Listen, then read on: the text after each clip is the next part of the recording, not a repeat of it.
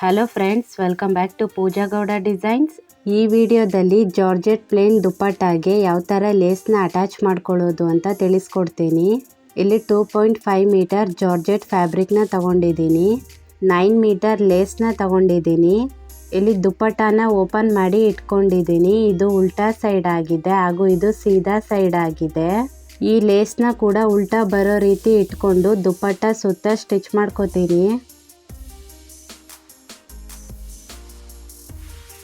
ಇವಾಗ ಇಲ್ಲಿ ಲೇಸ್ನ ಸೆಂಟರ್ಗೆ ಇಟ್ಕೊಂಡು ಸ್ಟಿಚ್ ಮಾಡ್ಕೋತೀನಿ. ಇಲ್ಲಿ ಒಂದು 1/4 ಇಂಚಷ್ಟು ಮೇಲೆ ಲೇಸ್ ಬಂದಿರಬೇಕು. ಈ ಥರ ನೋಡಿಕೊಂಡು ಸ್ಟಿಚ್ ಮಾಡ್ಕೋಬೇಕು.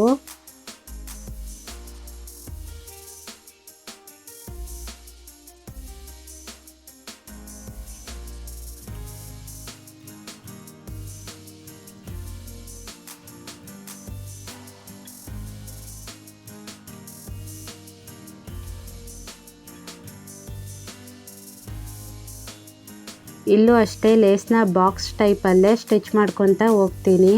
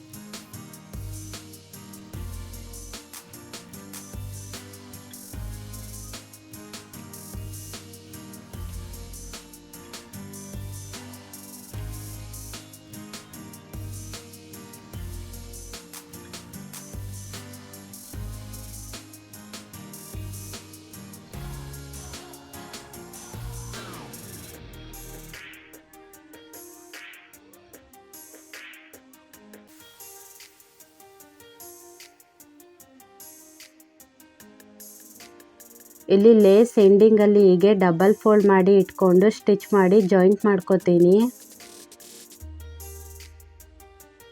ಈ ಉಲ್ಟಾ ಸೈಡ್ ಸ್ಟಿಚ್ ಆಗಿದೆ. ಇದನ್ನ ಸೀದಾ ಸೈಡ್ಗೆ ತಿರುಗಿಸ್ಕೊಂಡು ಸ್ಟಿಚ್ ಮಾಡ್ಕೋತೀನಿ.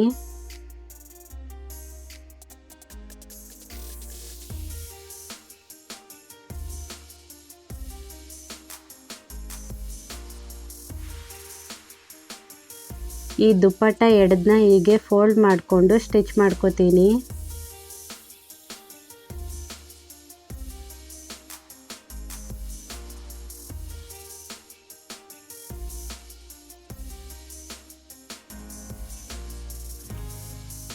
ಹೀಗೆ ಎಲ್ಲ ದುಪ್ಪಟ್ಟ ಎಡದನ್ನು ಕೂಡ ಹೀಗೇನೆ ಫೋಲ್ಡ್ ಮಾಡಿ ಇಟ್ಟು ಸ್ಟಿಚ್ ಮಾಡ್ಕೋತೀನಿ.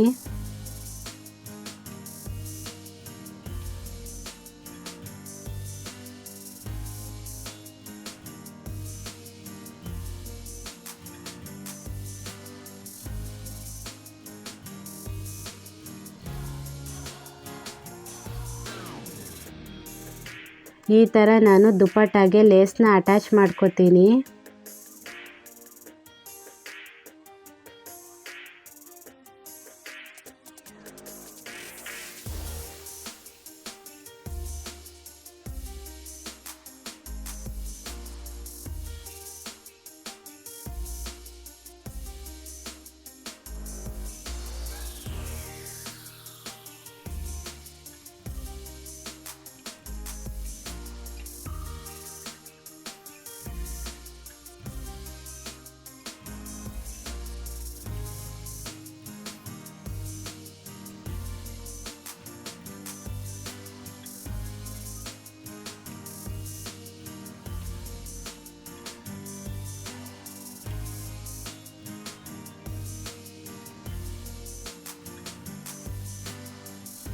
ಈ ವಿಡಿಯೋ ನಿಮ್ಗೆ ಇಷ್ಟ ಆಗಿದೆ ಅಂತ ಅಂದ್ಕೊಂಡಿದ್ದೀನಿ. ಈ ವಿಡಿಯೋ ಏನಾದರೂ ನಿಮ್ಗೆ ಇಷ್ಟ ಆದರೆ ಪ್ಲೀಸ್ ನನ್ನ ಚಾನಲ್ನ ಲೈಕ್ ಮಾಡಿ, ಶೇರ್ ಮಾಡಿ, ಜೊತೆಗೆ ಸಬ್ಸ್ಕ್ರೈಬ್ ಕೂಡ ಮಾಡ್ಕೊಳ್ಳಿ.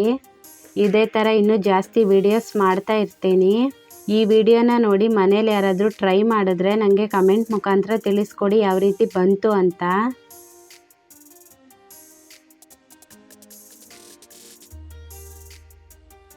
ಈ ಥರ ನಾನು ಸಿಂಪಲ್ಲಾಗಿ ಡಿಸೈನರ್ ಲೇಸ್ನ ಅಟ್ಯಾಚ್ ಮಾಡ್ಕೊಂಡಿದ್ದೀನಿ.